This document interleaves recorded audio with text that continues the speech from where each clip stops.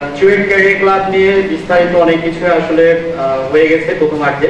তো আমরা আসলে ক্লাবটাকে কিভাবে আপগ্রেড করা যায় সেই বিষয়ে চিন্তা ভাবনা করেছি এবং সেই ক্ষেত্রে আমরা আসলে আমাদের যে অফিসিয়াল যে ওয়েবসাইটটা সেটা আমরা তৈরি করেছি।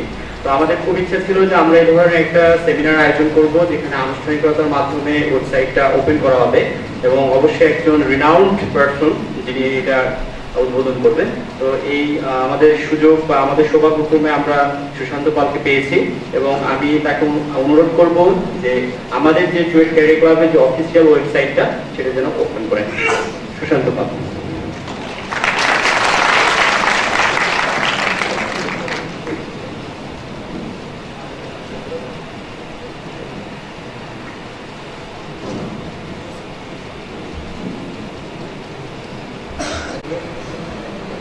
আমরা ধরে নিচ্ছি এটা করার সময়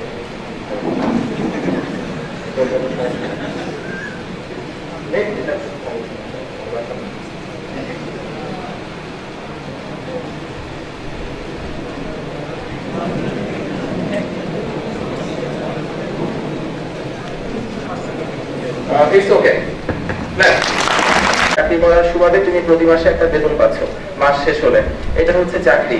আর ক্যারিয়ার হচ্ছে তোমার টোটাল যে লাইফ স্টাইল, তুমি কিভাবে হাঁটবে, কিভাবে কথা বলবে, কোন কথা বলা যাবে কোন কথা বলা যাবে না, তোমার ড্রেস আপটা কেমন হবে, তোমার ফ্যামিলি কেমন হবে, তোমার লাইফ স্টাইল কেমন হবে, টোটাল ব্যাপারটা হচ্ছে আমাদের ক্যারিয়ার।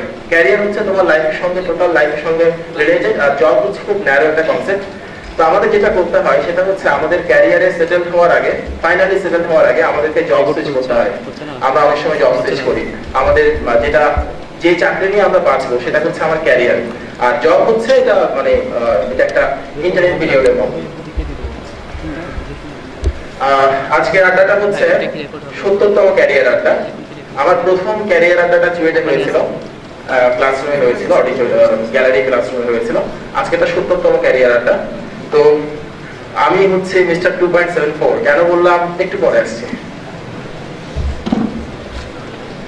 প্রথমেই আমরা একটা ভিডিও ক্লিপ দেখবো, স্বপ্ন দেখবো, দেখা যাক। আসতেছে, কথা শুনতেছে, কথা কি বোঝা যাচ্ছে না?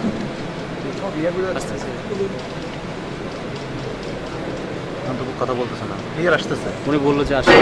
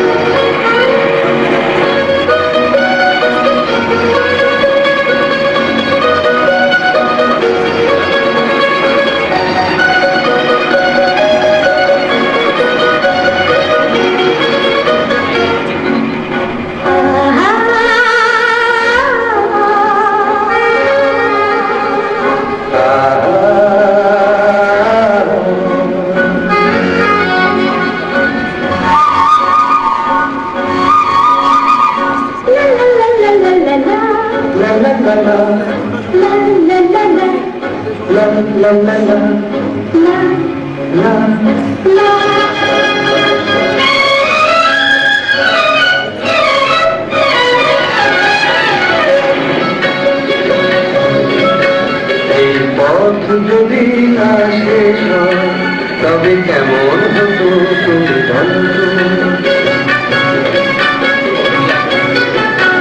এই পথ যদি না শেষ হয় তবে কেমন হতো তুমি বলো। যদি পৃথিবীটা স্বপ্নের দেশ হয় তবে কেমন হতো তুমি বলো। এই পথ যদি না শেষ হয় তবে কেমন হতো তুমি বলো।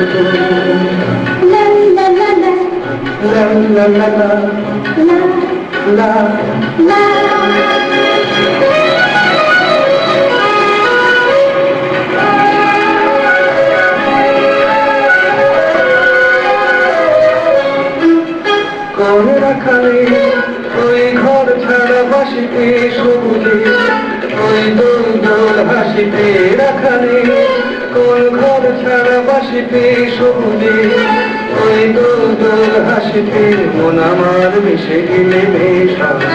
যদি পৃথিবীটা স্বপ্নের দেশ হয় তবে কেমন হতো বলো তুমি বলবো না। এই পথ যদি না শেষ হয় তবে কেমন হতো তুমি বলো তো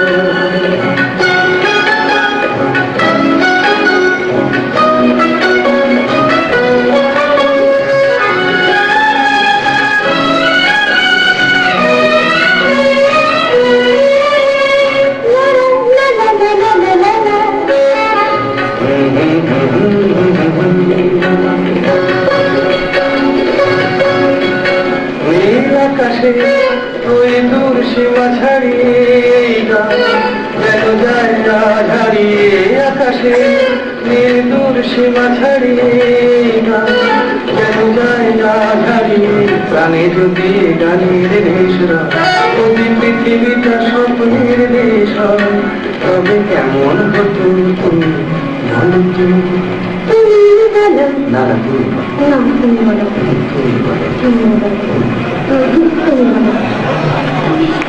এই পথ যদি না শেষ হয় তবে কেমন হতো তুমি বলো তো এই পথ যদি না শেষ হয় তবে কেমন হতো তুমি বলো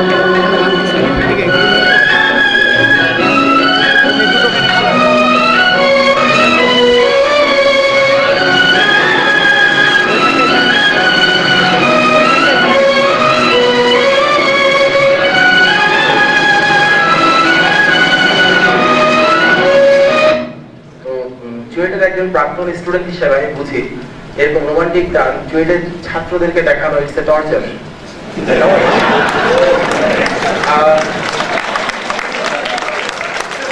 যেহেতু এই টর্চারের শিকার আমিও হয়েছি, আমি তোমাদেরকে দিচ্ছি। I have every right to take that privilege. আচ্ছা, তো হ্যাঁ, এটা এখন কিন্তু চুয়েটে এখন অনেক মেয়ে পড়ে। আমাদের সময় আমরা গুনতে পারতাম এবং দেখা যেত কি মানে ভাব নিত না এমন কোনো মেয়ে ছিল না, প্রত্যেকটা মেয়ে ভাব নিত, চেহারা যেমনই হোক। সেজন্য দেখানো সেটা হচ্ছে এই গানটা যতবারই দেখি। আচ্ছা, তোমরা কি জানো এই সিনেমার নামটা কি? সপ্তপদী। হ্যাঁ, উত্তম সুচিত্রার মুভি। যতবারই দেখি ততবারই মনে হয় ইস, এভাবে করে কাউকে নিয়ে ঘুরে আসতে পারতাম। এখন কথা হলো, এভাবে নিয়ে ঘুরে আসতে হলে আমাকে প্রথম যেটা করতে হবে সেটা হচ্ছে I must know how to ride A bike. এটা আমি জানি না, বাইক চালাতে পারি না। আর দ্বিতীয় কথা হলো আমাকে উত্তম কুমার হতে হবে, কারণ উত্তম কুমার না হলে সুচিত্রা সেন পেছনে উঠবে না। এখন আমি তো উত্তম কুমার হতে পারবো না, বা মেয়েরা ভাবছে এরকম যদি কেউ আমাকে নিয়ে ঘুরে আসতো তাহলে কেমন হতো, লাইফটা অনেক সুন্দর হতো। তো যারা ভাবছো সুচিত্রা সেন হওয়া সম্ভব না তাদেরকে বলি, সুচিত্রার বাড়ি ছিল আমাদের বাংলাদেশে, পাবনাতে। উনি যখন প্রথম সিনেমা করতে আসেন তখন উনাকে সিনেমার যিনি প্রডিউসার তিনি বলেছিলেন, দেখো তুমি তো শুদ্ধ বাংলায় কথা বলতে পারো না, তোমার উচ্চারণে অনেক সমস্যা আছে, আঞ্চলিকতার টান আছে, তুমি উচ্চারণ ঠিক করে আসো, আর না হলে আসলে তোমার সিনেমা করার কোনো প্রতিভাই নাই। তো বাংলা সিনেমার সর্বকালে সর্বসেরা মহানায়িকাকে শুনতে হয়েছিল তোমার সিনেমা করার কোনো প্রতিভা নাই। ওনারা যদি পারেন আমরা পারবো না কেন? পারবো। তো ওটা করার জন্য যেই পরিমাণ ডেডিকেশন দরকার, যেই পরিমাণ পরিশ্রম দরকার সেটাও করতে হবে, সেটা না করলে কিছু হবে না। 8টার সময় কিছু থাম্ব রুল বলে দিই। নাম্বার 1, যে কোনো সময় 8টা ছেড়ে চলে যাওয়া যাবে, কোনো সমস্যা নাই, একদম যে কোনো সময় চলে যাওয়া যাবে। নাম্বার 2, দয়া করে আপনাদের মোবাইল ফোনটা সাইলেন্ট করে রাখবেন। আমি মোবাইল ফোন সাইলেন্ট করে রেখেছি আমারটা। পাশের জনের সাথে যদি কথা বলতে হয়, যখন আমি তোমার দিকে তাকাচ্ছি না তখন কথা বলবা, নাহলে কেমন কেমন লাগে আর কি। আর যদি কারো ঘুম পায় ঘুমানো যাবে, কোনো সমস্যা নাই, তবে ঘুমাতে ঘুমাতে পাশের জনের গায়ে হেলে পড়া যাবে না, তাকেও ঘুমাতে দিতে হবে, তারও ঘুমানোর অধিকার আছে। Only sleep is real. Okay, তো মুভি থেকে নেওয়া কিছু কথা শেয়ার করি যেগুলো আমার লাইফে খুব প্রভাব রেখেছে বিভিন্ন সময়। ফরেস্ট গাম্প, এই মুভিটা দেখেছো কেউ? ওকে, সবাই কারা কারা দেখেছো হাত তুলে দেখাও। সো হ্যাপি, অনেকেই দেখেছো। এটা দেখা উচিত, এটা না দেখা একটা ক্রাইম। যারা দেখেনি আজকে দেখে নিও। আচ্ছা, ফরেস্ট গাম্পে একটা কথা আছে, mom always said Life was like a box of chocolates. You never know what you are gonna get. মা সবসময় বলতেন আমাদের লাইফটা হচ্ছে একটা চকলেটের বক্সের মতো। একটা চকলেটের বক্স থেকে কোন চকলেটটা তুমি পিক করছো আগে থেকে জানা যেমন কখনো সম্ভব নয়, ঠিক একইভাবে তোমার লাইফটা তোমাকে কোথায় নিয়ে ছেড়ে দেয় এটা তুমি কখনোই জানতে পারবে না। আমি আমার এক্সাম্পল দিয়ে বলি। আমি এমন একটা ছেলে যে ছেলেটা একটা সময় অনার্স কমপ্লিট করবে না সিদ্ধান্ত নিয়ে ফেলেছিল। আমার প্ল্যান ছিল আমি অনার্স কমপ্লিট করব না। আমি আমার বন্ধুদের চাইতে প্রায় 3 বছর পর সার্টিফিকেট নিই এবং আমি আর কিছুদিন দেরি করলে আমার স্টুডেন্টশিপ বাতিল হয়ে যেত, ছাত্রত্ব চিরতরে বাতিল হয়ে যেত কিছুদিন লেট করলে। আমি এমন একটা মানুষ ছিলাম যাকে নিয়ে কেউ কখনো স্বপ্ন দেখে নাই, আমার মা বাবাও হয়তো বা না, সবাই ধরে নিয়েছে আমি কিছু করতে পারবো না। আমি ছিলাম ব্যাক বেঞ্চার ছিলাম বলবো না, কিন্তু আমার রেজাল্ট এতই বাজে ছিল মানে আমি কিছু করতে পারবো আমার স্যাররা তো কখনো ভাবেনি নাই আমাকে নিয়ে। কোন রকমের টেনে টুনে ডি পেলে মহা খুশি, এরকম স্টুডেন্ট ছিলাম আমি। তো আমার পড়াতে খুব ভালো লাগতো আর কি, আমার নিজের কোচিং সেন্টার ছিল, পড়াতে খুব ভালো লাগতো।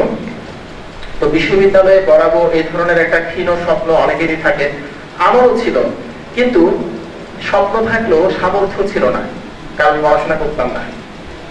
চিন্তা করে দেখো যে মানুষটা একটা সময় ভাবছিল কিছুই করতে পারবে না, তাকে দিয়ে কিছুই হবে না, সবাই এটাই ভাবছিল। এখন সেই মানুষটাকে বিভিন্ন বিশ্ববিদ্যালয় ইনভাইট করে নিয়ে যায় কথা বলবার জন্য। This is life. You can never know what you are going to be. তোমার লাইফে কি হচ্ছে আজ থেকে 10 বছর পর তুমি কোথায় গিয়ে দাঁড়াবে, you have no idea, you can never predict. তো এটাই বললাম, এটা আমি খুব বিশ্বাস করি, এই কথাটা আমি খুবই বিশ্বাস করি। এটা দেখেছো মুভিটা দ্য পার্সুইট অফ হ্যাপিনেস? যারা দেখোনি দেখে নিও, অত্যন্ত ভালো একটা মুভি, উইল স্মিথের মুভি। উইল স্মিথ তার ছেলেকে বলছে, don't ever let someone tell you that you can do something, not even me. You got a dream, you got to protect it. When people can't do something themselves, they are gonna tell you that you can't do it. You want something, go get it, period. এর মানে হলো যখন তুমি কোন একটা কাজ করতে যাচ্ছ তখন কাউকে বলতে দিও না যে তুমি এই কাজটা করতে পারবে না, নট ইভেন মি। বাবা ছেলেকে বলছে আমাকেও বলতে দিও না যে তুমি কোন একটা কাজ করতে পারবে না। যখন এমন হয় যে তোমার কাজটার সাথে আশেপাশের লোকজন অপরিচিত হয়, তোমার স্বপ্নকে যখন তারা চিনতে পারে না, তখন তারা তোমাকে খুব স্বাচ্ছন্দ্য নিয়ে বলতে শুরু করবে, হ্যাঁ তুমিও কাজটা করতে পারবে না। তাদের কথা শুনো না, তোমার একটা স্বপ্ন আছে, ওই স্বপ্নের জন্য তুমি পরিশ্রম করে যাও। এটা দেখেছো কেউ এই মুভিটা? শশাঙ্ক রিডেম্পশন আমার খুব পছন্দের মুভি। ইন্টারনেট মুভি ডাটাবেজের রেটিং এ দীর্ঘদিন ধরে বিশ্বের সবচেয়ে রেটিং প্রাপ্ত মুভিগুলোর তালিকা 1 নম্বরে, টপ 250 1 নম্বরে আছে অনেকদিন ধরে। যাই হোক, তো ওখানে একটা কথা বলে, get busy living or get busy dying. এটার মানে কি একটু সহজ করে বলি। আমরা একটা শব্দের সাথে পরিচিত, সেটা হচ্ছে প্যাশন। প্যাশন কথাটা শুনেছো না? Passion, what is passion? Passion হচ্ছে যখন তুমি যে কাজটা করছো, কাজটা যেমনই হোক না কেন, ফাঁকিবাজি হলেও সেই কাজটা তোমার পক্ষে সর্বোচ্চ যতটুকু দিয়ে করা সম্ভব ততটুকু দিয়ে করো, তোমার সামর্থ্যের সবটুকু দিয়ে করো। Get busy living or get busy dying, অথবা কাজটা করোই না, করলে একদম সবটুকু দিয়ে করো। অর্থাৎ তোমার পক্ষে এর চাইতে ভালোভাবে কাজটা করা সম্ভব না, ওইটুকু দিয়েই করো। বিশেষ করে তোমার স্বপ্নের কাজগুলো, যেগুলো নিয়ে তুমি স্বপ্ন দেখতে ভালোবাসো, যেগুলো নিয়ে তুমি তোমার জীবনটা কাটাতে ভালোবাসো, ওখানে ফাঁকি দিও না। ওখানে ফাঁকি দিলে সে ফাঁকিতে নিজেই করবে। এটার মানে হচ্ছে এটা, একটা প্যাশন বলে এই জিনিসটাকে।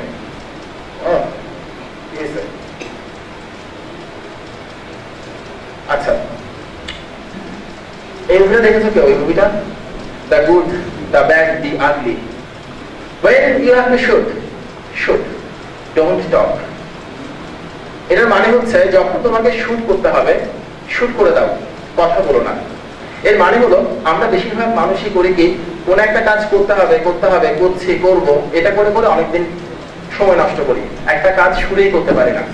আমরা একটা কাজ শুরু করি 1 সপ্তাহ ধরে, যেটাকে বলে প্রোক্রাস্টিনেশন, দীর্ঘসূত্রতা। তো বলছে যখন কোন একটা কাজ করতে হবে, কাজটা তখনই করে ফেলো। When you have to shoot, একটা পাখি শুট করতে হবে, পাখিটাকে শুট করে দাও।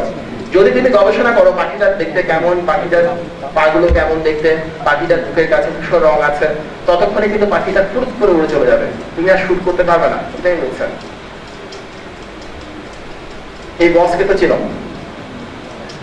নোবেল প্রাইজ পেয়েছেন কিছুদিন আগে, কে? Bob Dylan. তো এই গানটা আমি মানে আমার অনেক পছন্দের একটা গান, how many roads must have walked on before you call him a man. খুব ভালো লাগতো এবং এই গানটা অনেক মোটিভেশনাল একটা সং। আমি ক্যারিয়ারটাতে এই গানটা শুনিয়ে থাকি বা এই স্লাইডটা দেখিয়ে থাকি এবং সে কারণে নোবেল পুরস্কার পেয়েছেন, নাম পেতেন না।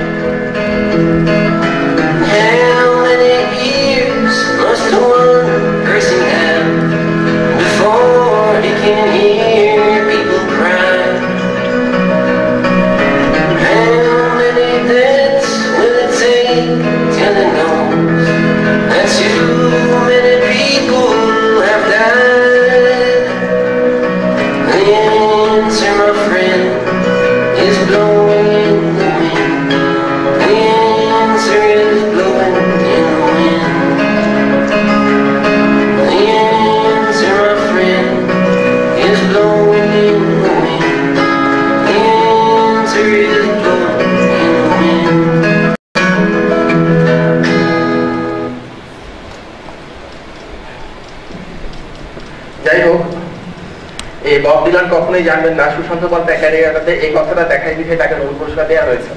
আই ডোন্ট মাইন্ড, ইয়ার পরে তো গানটা শুনে নিও এবং গানটার কথাগুলো খেয়াল করে নিও, কথাগুলো খুবই ইন্সপায়ারিং আমার কাছে মনে হয়।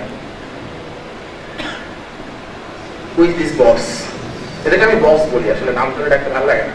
স্টিভ জবস, স্টিভ জবসের একটা কথা আছে, you time is limited so don't waste it in living someone else's life. তোমার সময়টা খুব সীমিত, তাই এই সময়টাকে তোমরা আরেকজনের জীবনে কাটিয়ে নষ্ট করে দিও না। এর মানে হলো তুমি যে স্বপ্নটা দেখো না, যেটা তোমার জন্য না, what is not your cup of tea, তোমার লাইফটাকে ওটাতে নষ্ট করে দিও না। যা তোমার ভালো লাগে না তা করে করে লাইফটাকে নষ্ট করে দিও না। যে কোনো সময় তোমার মৃত্যু আসতে পারে, তখন মৃত্যুর আগে তোমার আফসোস হবে তুমি যে জীবনটাতে বাঁচতে চেয়েছিলে সেই জীবনটাতে বাঁচা হয়নি তোমার।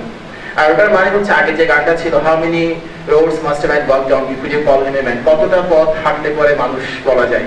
আর এটাকে সুমন করেছেন এভাবে করে, কি জানো গানটা কেউ শুনেছো সুমনের গানটা? কতটা পথ হাঁটলে পরে পথিক বলা যায়, ওই গানটা অনেক সুন্দর, শুনে নিও। আমি আমার লাইফের এন্ট্রিগুলোর কথা বলি। আমি বিভিন্ন জায়গায় ভর্তি হয়েছিলাম, এন্ট্রি করেছিলাম, সেই এন্ট্রিগুলোর কথা তোমাদের সঙ্গে শেয়ার করছি। চুয়েটের ভর্তি পরীক্ষাতে, আমি চুয়েটের ভর্তি হওয়ার সময় ভর্তি পরীক্ষাতে সেকেন্ড হয়েছিলাম। আমার রোল নাম্বার ছিল 0204002।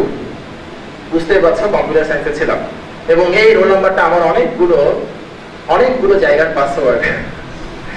আমি দেখছি আমাদের সময় রোল নাম্বার থেকে আমরা করতাম কি পাসওয়ার্ড বানাতাম, পাসওয়ার্ড বানিয়ে আমার নামের ধরো এসপি সুশান্ত পাল আর আমার ডাক নাম বাপ্পি পাল এই টাইপের কিছু একটা দিয়ে দিতাম। এটাই করতাম আমরা, তোমরা করো কিনা আমরা জানি না, আমরা এটাই করতাম। এটা রোল নাম্বার ছিল 02040002। ঢাকা ইউনিভার্সিটির আইবিএ তে ভর্তি পরীক্ষায় প্রথম হয়েছিলাম, that is Dhaka university IBA তে ফার্স্ট। আর বিসিএস পরীক্ষায় প্রথম হয়েছিলাম, তোমরা হয়তো জানো এই কথাটা। এবং বিসিএস পরীক্ষা শুরু থেকে আজকের তারিখ পর্যন্ত আমার চাইতে বেশি মার্কস কখনো কেউ পাইনি, আমার হাইয়েস্ট মার্কস ছিল। তো এই কথাগুলো শুনে খুব ভালো লাগছে, ক্লাস দিতে ইচ্ছা করছে, পরের স্লাইডে আসি। The grade of life. এখন আমি কি কি উপলব্ধি করেছি এগুলো দেখাচ্ছি। জুয়েটের পাস করার সময় আমার জিপিএ ছিল 2.74, অর্থাৎ আমি 7 ক্লাস পেয়েছিলাম। আমি খুব হ্যাপি। আমি এখনো বিশ্বাস করি এটা আমি পাইনি, আমাকে দেওয়া হয়েছে।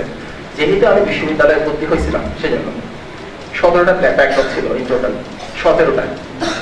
আমি সেই মানুষ যে মানুষ 5টা বিষয়ে রেজিস্ট্রেশন করছিলাম একসাথে, কারণ 5টার বেশি রেজিস্ট্রেশন করা যায় না, ওই জন্য। পরে আমাকে তাজুল স্যার কি না ছাত্র থাকার কথা না বলি আর কি, হ্যাঁ।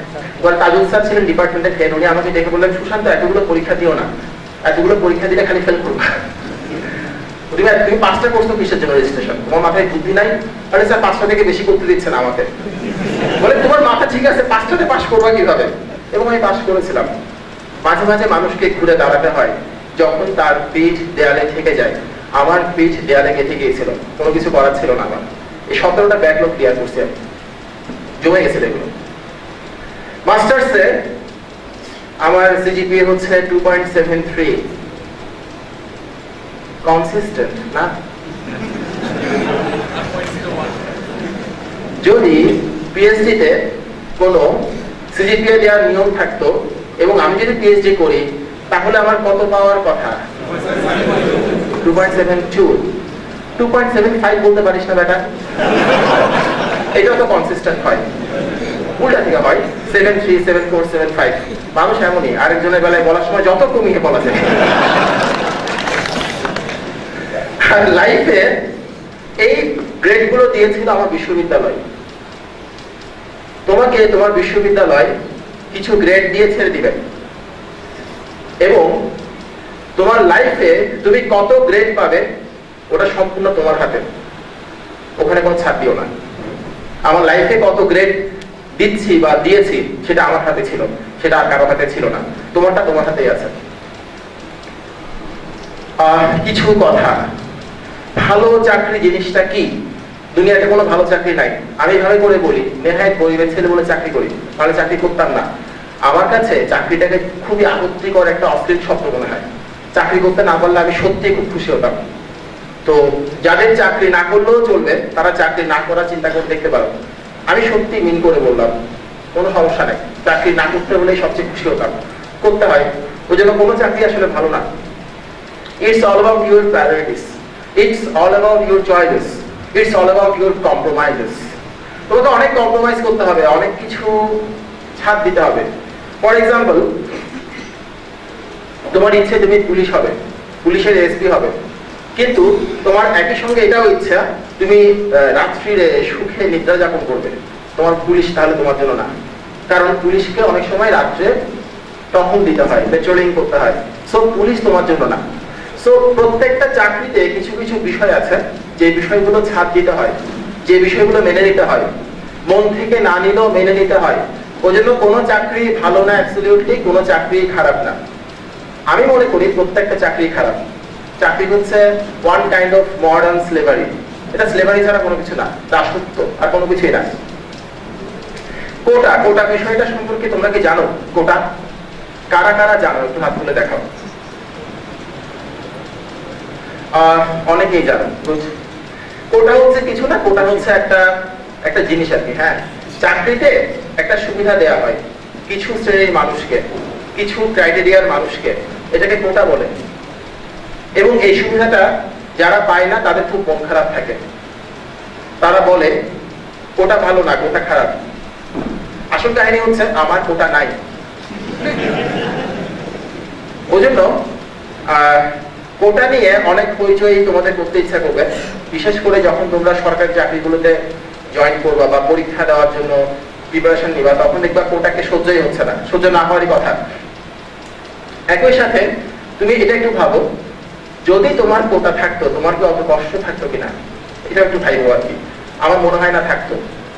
আমারও কোটা ছিল না, আমার ফাদার কিন্তু ফ্রিডম ফাইটার ছিলেন, মুক্তিযোদ্ধা ছিলেন, কিন্তু উনি সার্টিফিকেট নেন নাই, দ্যাটস ওয়াই আমারও কোটা ছিল না, কোটা ছাড়াই পরীক্ষা দিছে।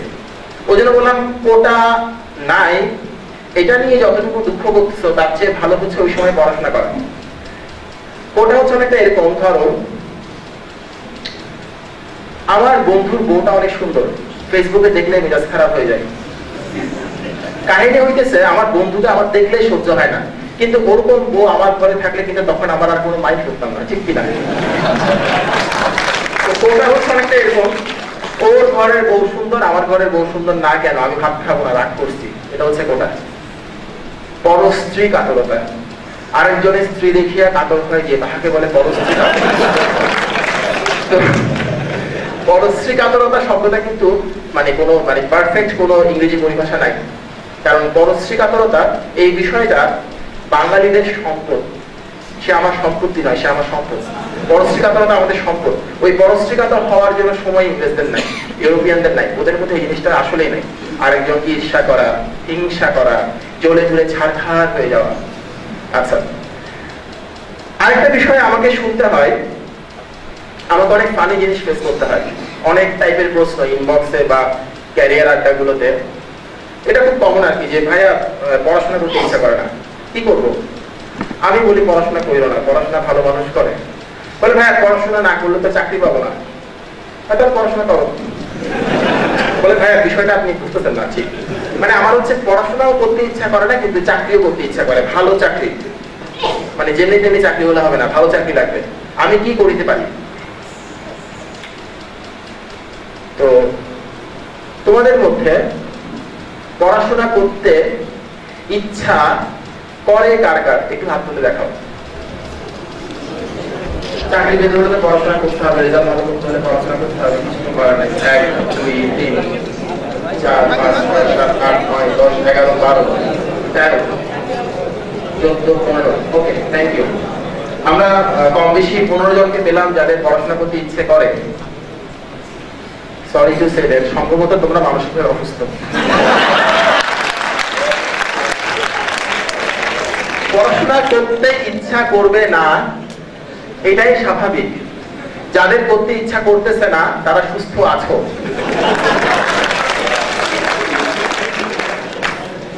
এখন কথা হলো, ধরো একটা মেয়ে, হ্যাঁ, তার ইচ্ছা সে পৃথিবীতে সবচেয়ে সুন্দর এবং মধুর যে ডাকটা মা, এই ডাকটা শুনবে, কিন্তু সে মেয়ের বিয়ে করতে ইচ্ছা করে না। তোমরা আমাকে বলো, বিয়ে করা ছাড়া বৈধভাবে মা ডাক শোনা কি সম্ভব? ঠিক একইভাবে পড়াশোনা করা ছাড়া বৈধভাবে চাকরি পাওয়া সম্ভব না, পড়াশোনা করতে হবে, কিছু করার নাই। আরেক বস বিল গেটস, এই কথাটা প্রচন্ড ভালো লাগে আমার। Life is not fair, get use to ইট।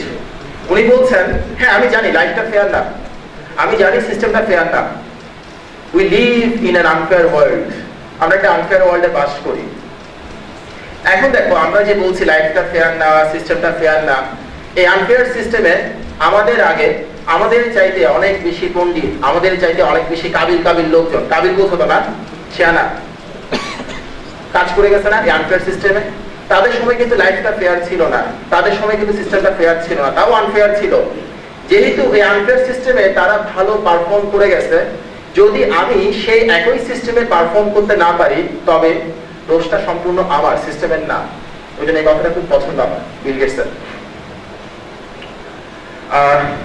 আরেকটা জিনিস একটু বলি, সেটা হলো এই যে আমরা পড়াশোনা করছি বা করি না করি, আমরা স্টুডেন্ট, আমরা অনার্সে পড়ছি। এই অনার্সে আমরা যে একাডেমিক পড়াশোনাগুলো করি, সেই পড়াশোনা করার কারণে আমরা একটা সিজিপিএ পাই, একটা গ্রেড পাই পরীক্ষায়। এই একাডেমিক পড়াশোনা করার পাশাপাশি আমরা অনেকগুলো কাজ করি যেগুলো করার কোনো অর্থই নাই। যেমন ধরো, তুমি একটা গল্পের বই পড়লে, এই গল্পের বই পড়ার কারণে কি তোমার সিজিপিএ বাড়বে? পারবে না। তুমি একটা স্টাডি ট্যুর করলে সিজিপিএ বাড়বে? পারবে না।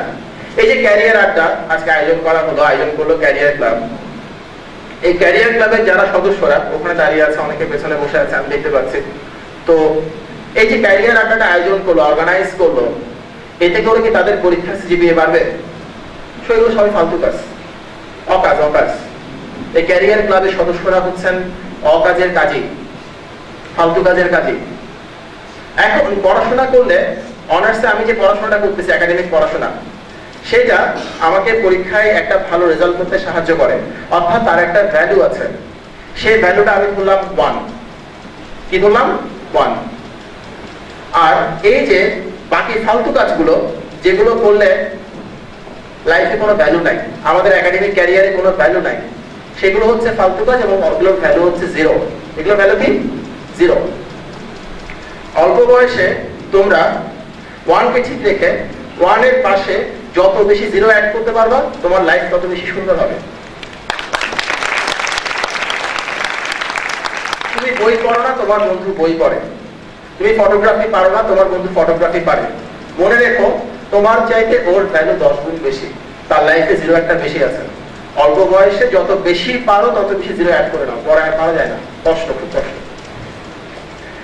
আরেকটা জিনিস ঘটে, সেটা হচ্ছে বাবা মার ইচ্ছায়, নিজের অনিচ্ছায়, নিজের অপছন্দের বিষয়ে অনার্স পড়া। এটা কার কার ক্ষেত্রে হয়েছে তোমাদের মধ্যে? হাত তুলে দেখাও। আমি হাত তুলি। আমার কোনো ইচ্ছাই ছিল না অনার্সে চুয়েটে পড়ার, মানে ইঞ্জিনিয়ারিং পড়ার কোনো ইচ্ছাই ছিল না। আমার ইচ্ছা ছিল সাহিত্য নিয়ে পড়াশোনা করা, বাংলা কিংবা ইংরেজি। আমাকে দেয় নাই, কারণ সায়েন্সে পড়ে যেহেতু অতএব ভদ্রতা শুধু ইঞ্জিনিয়ারিং করতে হবে। ইন্টারেস্টেড ছিল, বায়োলজি ছিল না, সো মেডিকেলে পড়া যাবে না। তো ডাক্তারের নাম বুঝছো, ঠিক আছে, ছাড় দেওয়া গেল। ইঞ্জিনিয়ার হবো না, এটা কি ধরনের কথা? তো আচ্ছা, তাদেরকে একটু বলি, এই বিষয়টা হচ্ছে অনেকটা এরকম, ধরো বাবা মার পছন্দের নিজের অপছন্দের মানুষটাকে বিয়ে করা, অনেকটা ওরকম। তবে অনার্সে পড়াটা বিয়ে করার চাইতে বেশি স্বস্তিদায়ক, কারণ নিজের অপছন্দের মানুষকে বিয়ে করলে ধরা খাইছে ফর হোল লাইফ। আর এটা ধরা খাইছে মাত্র 4 বছরের জন্য।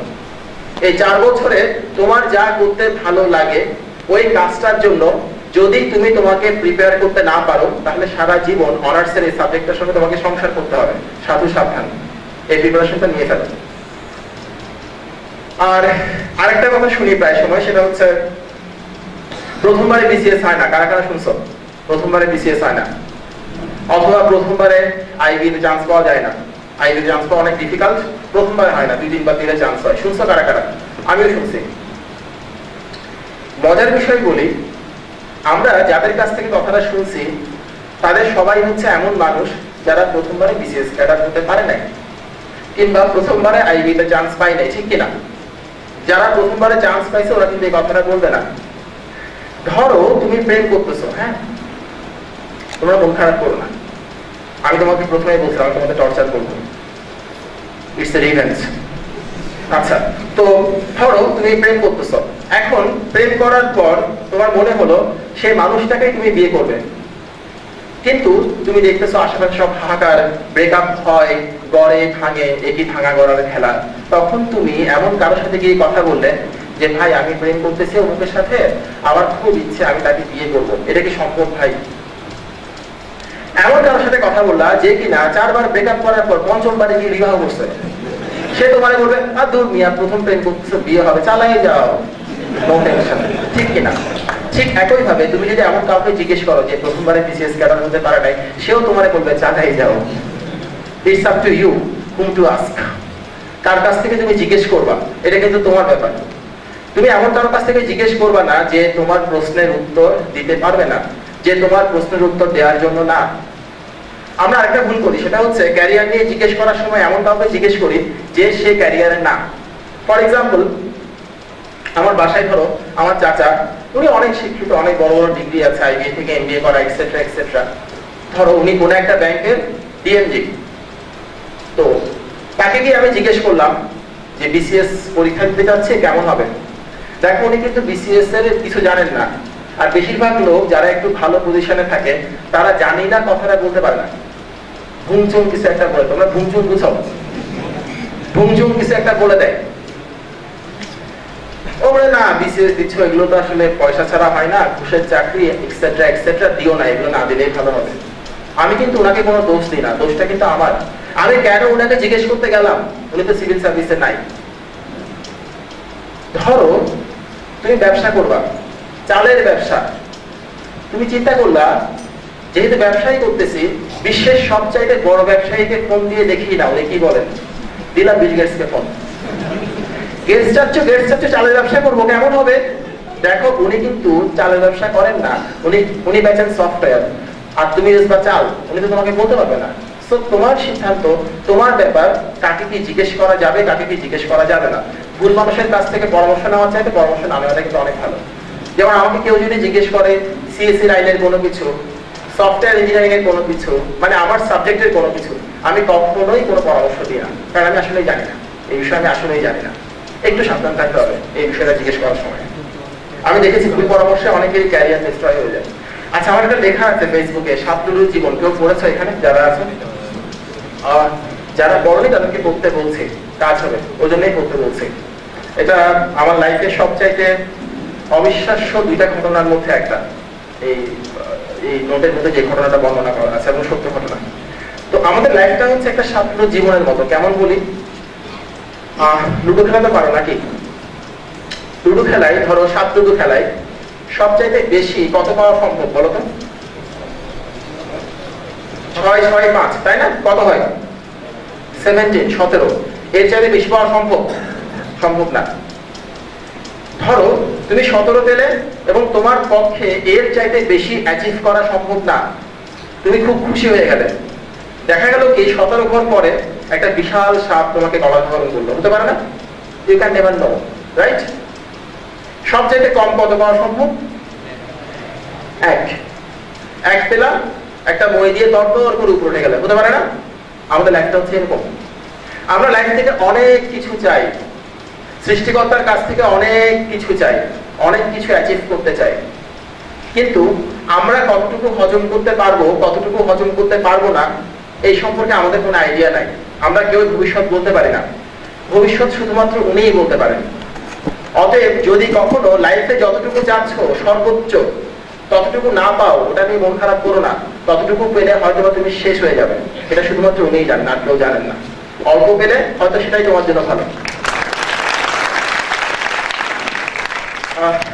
Because people call us engineer. Okay, ভালো লাগে তো ইঞ্জিনিয়ার বললে, কিন্তু খুব ভালো লাগে। যখন পড়াশোনা করতাম তখন ওই যখন চুয়েট থেকে ফিরতাম তখন সবাই মনে করতো কি কষ্ট করে ইঞ্জিনিয়ারিং পড়ে, কত পড়াশোনা। আমি জানি আমি কি করি। পরীক্ষার দিন সকালেও পড়াশোনা করতাম না, এরকম অবস্থা। এটা পরে আসতেছে ওখানে। তো যার ফলে সবাই ইঞ্জিনিয়ার বলে, আমরা খুব আনন্দে থাকি, খুশিতে থাকি, এটা ভালো। এখন আমি তোমাদের সঙ্গে একদম ফ্র্যাঙ্কলি শেয়ার করছি, আমি যখন পড়াশোনা করতাম, মানে আমি যখন স্টুডেন্ট ছিলাম, পড়াশোনা করতাম বলতে জিনিসটা কেমন যেন নিজের সততায় বাধে আর কি। যখন আমি জুয়েটে ছিলাম তখন আমি আসলে আমার লাইফটা কিভাবে কাটিয়েছি, এই লাইফটা বা এই কাটানোর ব্যাপারটা বলার মতো কিছু না, কিন্তু আমি হয়তো বা আজকের অবস্থানে আসতে না পারলে এটা কখনোই বলতে পারতাম না। তো আসতে পেরেছি বা সৃষ্টিকর্তা এনেছেন, তাই শেয়ার করছি। আমার এই কথাগুলো তোমাদের কারো কারোর সঙ্গে হয়তো বা মিলে যাবে, নাও মিলতে পারে। এটা নিয়ে উৎসাহিত বা নিরুৎসাহিত হওয়ার কোনো কিছু নাই। আমি জাস্ট অনেস্টলি কনফেস করতেছি আমি কেমন ছিলাম জুয়েট লাইফে। একটা ছবি দেখো, আমার লাইফটা ছিল এরকম। লাইটটা একটু অফ করেন, এটা দেখো তোরা। কেউ আছো এরকম? কেউ আছো সবাই খুব বিন্দাস লাইফ কাটাচ্ছ? আচ্ছা, অনেকে আছো। তোমরা দেখো একটু, ওরা আছে। তো রিলেশনশিপ স্ট্যাটাস আমার ছিল not single, not married, not it's complicated, not in a relationship. আমার ছিল ইন ইঞ্জিনিয়ারিং। তোমাদেরও? আমার অভিজ্ঞতা থেকে আমি দেখছি লোকজন আমাদেরকে কিভাবে নেয়। আমার যে বন্ধু ইলেকট্রিক্যালে পড়ে, সে যখন কোথাও বেড়াতে যায় তাকে বলে সিলিং ফ্যানটা লাগাই দাও, লাগাতে না পারলে বলে কিসের ইঞ্জিনিয়ারিং পড়ো, সিলিং ফ্যান লাগাতে পারো না, ইলেকট্রিক্যাল ইঞ্জিনিয়ারিং পড়ো, এগুলো মেকানিকরা পারে, ওর থেকে শিখো। আমি যখন কোথাও যেতাম তখন ধরো কম্পিউটারের টুকটাক ভাইরাস অ্যাটাক করছে, হ্যাং করছে, ট্যাং করছে, বলে এগুলো ঠিক করে দাও, উইন্ডোজ সেটআপ দাও, ইত্যাদি ইত্যাদি। ওরা ধরেই নেয় আমাদের কাজ হচ্ছে এগুলো, কিছু করার নাই। ক্লাসে কি পড়ানো হলো না হলো সেটা কোনো বিষয় না, পরীক্ষায় আসবে এই ধরনের প্রশ্ন, এই ডায়াগ্রামটা দিয়ে বলবে কার সাথে সূত্র অ্যাপ্লাই করো।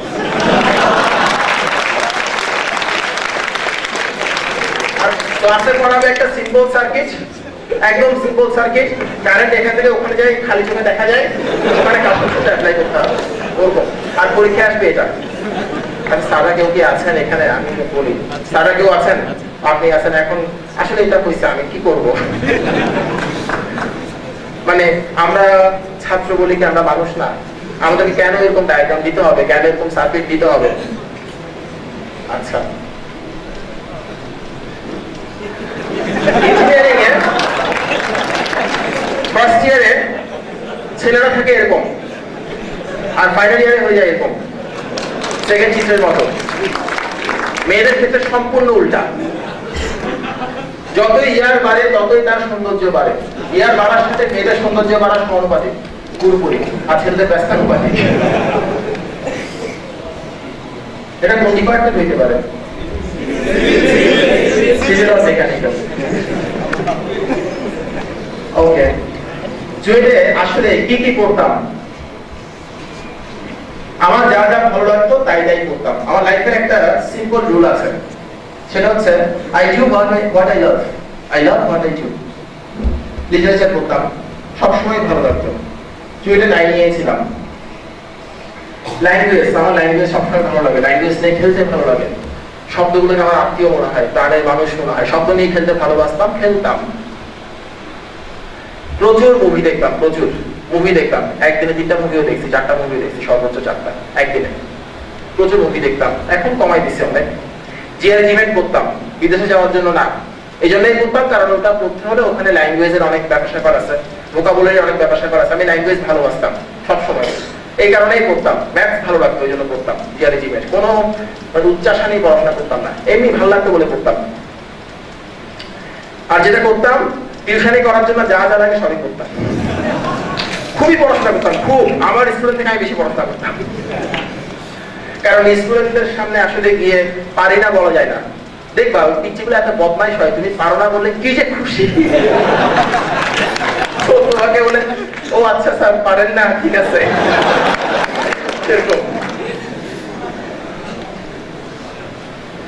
এটা আমার বলতে খুব ইচ্ছা হলো, তাই অ্যাড করলাম। একটা ব্যাপার শুনে খুব কষ্ট পেয়েছি, খুব কষ্ট পেয়েছি। সেটা হলো জুয়েটা হচ্ছে এখন ড্রাগস ছড়িয়ে গেছে। আমাকে ক্যারিয়ার ক্লাবের ওরা বললো, আমি সত্যি খুব কষ্ট পেয়েছি। আমাদের সময় ড্রাগ ছিল না, বড় জোর ওই রুমের মধ্যে একটা গাঁজা কেউ নিয়ে আসছে কোন একদিন শপ করে, ওইটা নাম দিছে। এরপর আর কিছু আমরা দেখি নাই, আমি দেখি নাই কখনো, ফল জমে দেখি নাই। এখন শুনলাম ছড়িয়ে গেছে।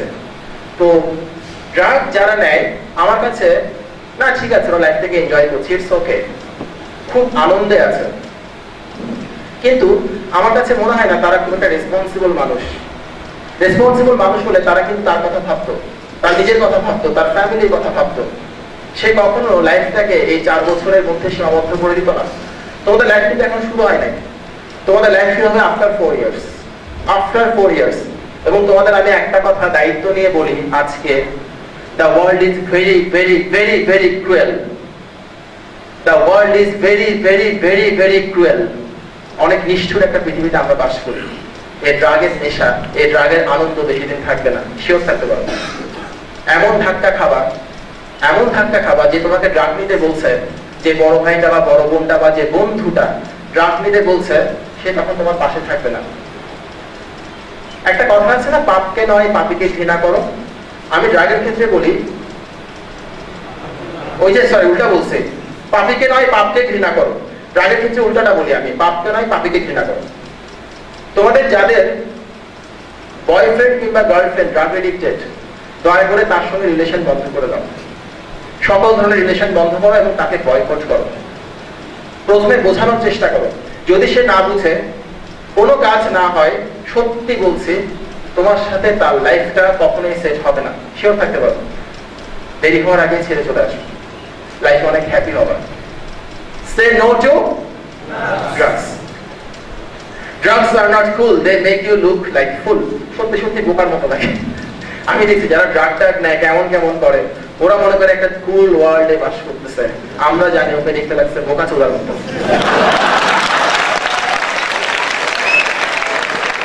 পরীক্ষার হলের ভেতরে এবং বাইরে আমি সরি ফর মাই ল্যাঙ্গুয়েজ, আমি পরীক্ষার হলের ভেতরে, মানে আমি আসলে এর চেয়ে পারফেক্ট কোনো ওয়ার্ড পাই নাই, আই এম সরি। পরীক্ষার হলের ভেতরে এবং বাইরে আমি কি কি করতাম একদম সিনসিয়ারলি বলি, কোনো ধরনের রাগ ঢাক না রেখে। তোমরা আমরাই তো বললে কোনো অসুবিধা নেই। প্রশ্ন যখন হাতে পেতাম পরীক্ষার হলে ঢোকার পর, তখন প্রথমেই দেখতাম কতটুকু আনসার করলে ফেল করবো না, পাস করতে পারবো। আমার বন্ধুরা দেখতো কতটুকু আনসার করলে এ প্লাস পাবো। এ প্লাস এগুলো ভাই অনেক উঁচু লেভেলের জিনিসপত্র, এগুলো আমার বুঝতাম না খুব একটা। দেখতাম যে কতটুকু আনসার করলে আমি ফেল করবো না, সেটা দেখে নিতাম। এরপর যেহেতু আমার প্রিপারেশন মানে কি, আমি তো আসলে পড়ি নাই, যে পড়ে নাই নাইটার নাই বাট পারে, একটা কথা বলে না, আমরা সবাই করি কি, যখন পরীক্ষার প্রশ্ন পাই তখন কঠিন একটা অঙ্ক যখন আমরা করতেই থাকি, একটা কঠিন অঙ্ক সলভ করতে পারতেছি না, তখন আমরা কঠিন অঙ্কটা বাদ দিয়ে সহজ একটা অঙ্ক সলভ করতে শুরু করি, তাই তো করি।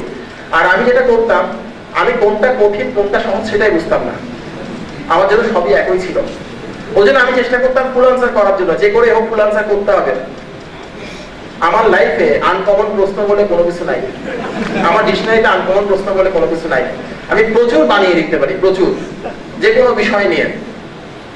এবং কোটেশন বানানোর ক্ষমতা আমার লিজেন্ডারি পর্যায়ে, প্রচুর কোটেশন বানাতে পারি, জীবিত এবং মৃত কবিদের দিয়ে অনেক কিছুই বলাতে পারি। এবং আমি এটাতে কখনোই মাইন্ড করি না, কারণ ওনারা বলেন নাই সেটা তো আমার দোষ না, এই আর কি। কিন্তু ইঞ্জিনিয়ারিং এ একটা ঝামেলায় পড়ে গেছিলাম, ইঞ্জিনিয়ারিং এ তার কোটেশন দেওয়া যাচ্ছে না। রবীন্দ্রনাথ বলেছেন কাশ্যপ অত্যন্ত ভালো লোক ছিল, এটা তো বলা যাবে না। তখন আমি চিন্তা করতাম ডায়াগ্রাম দিতে হবে, দিই না ডায়াগ্রাম, দেখতাম জিনিসটাকে মোটর তো এভাবে করে আঁকে, এঁকে দিলাম, দেখা যাচ্ছে কি ওখানে মোটর আঁকার দরকারই নেই, কিন্তু আমি এঁকে দিতাম, কারণ কোটেশন দিলে দেখতে একটু খারাপ লাগে, স্যাররা কি না কি মনে করে, আত্মসম্মান বলতে একটা কথা আছে, তাই না? এরপর আমার বন্ধুদেরকে জিজ্ঞেস করে জানতে পারবা, আমি 02 ব্যাচের স্টুডেন্ট, 02 ব্যাচ, আমার সিএসএ ডিপার্টমেন্টের কোনো ফ্রেন্ডকে সুশান্ত পাল কি করতে জিজ্ঞেস করে জানতে পারবা।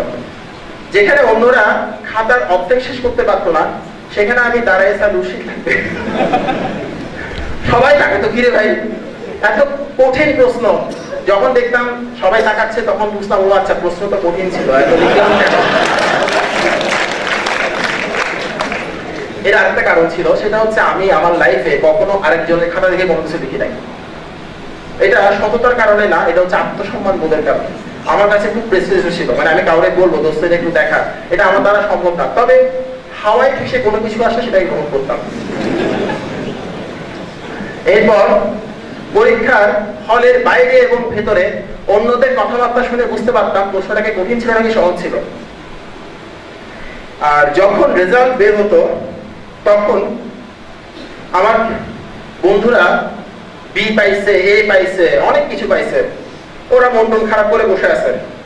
আর আমারটা যখন শুনছে আমি ডি পাইছি, আমাকে ডেকে বলতো পার্টিতে পাস করছিস, মানে আমার ডি মানে পার্টি দিতে হবে, ওদের এ মানে কান্নাকাটি করতে হবে, বুঝলাম না, এরকমই ছিল। আমি দেখেছি আমাদের সময়ে দুই ধরনের স্টুডেন্ট ছিল, টাইপ 1 স্টুডেন্ট, ওরা এ ক্লাস মিস হয়ে গেছে, এ পাইছে, এমন ভাবে কান্নাকাটি করতো যেন এফ পেয়ে বসে আছে। টাইপ 2 স্টুডেন্ট, যারা ডি পাইছে, এত ভাবে সেলিব্রেট করছে এ ক্লাস পেয়ে গেছে। আমি টাইপ 2 স্টুডেন্ট ছিলাম। তো আমাদের একটা সাবজেক্ট ছিল সিপিআই, ওটা পড়াতেন কামাল স্যার।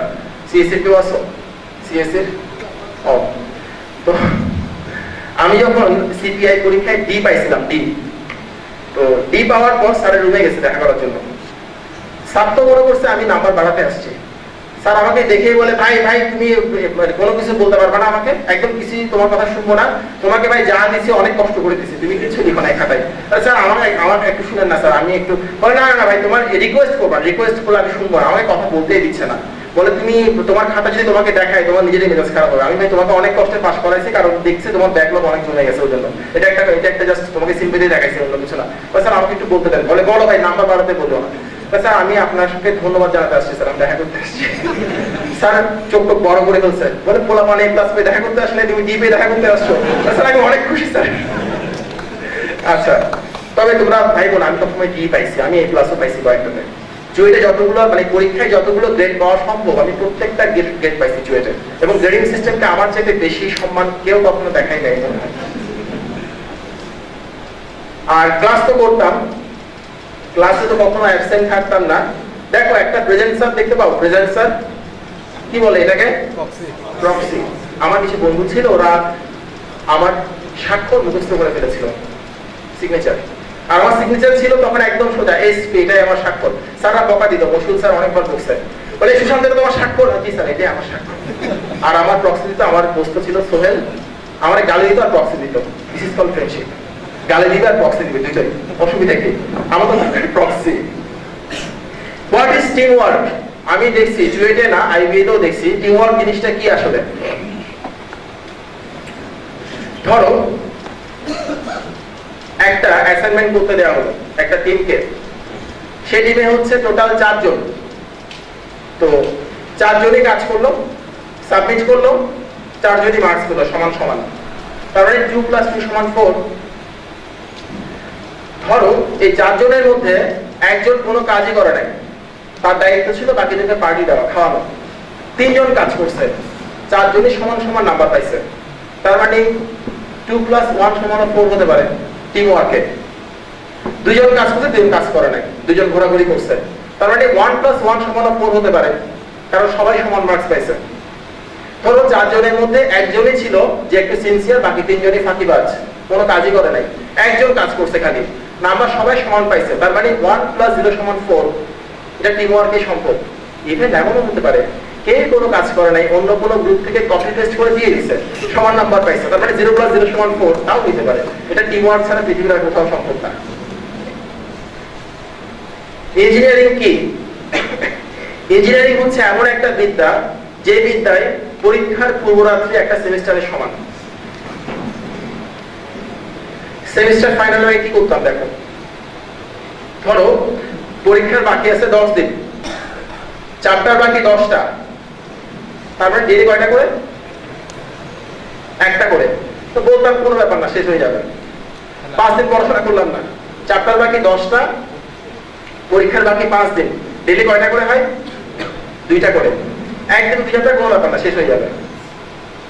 আরো 3 দিন কাটাই দিলাম, পরীক্ষার বাকি আছে 2 দিন, চ্যাপ্টার বাকি 10টা, ডেলি কয়টা করে হয়? কয়টা করে? 5টা করে।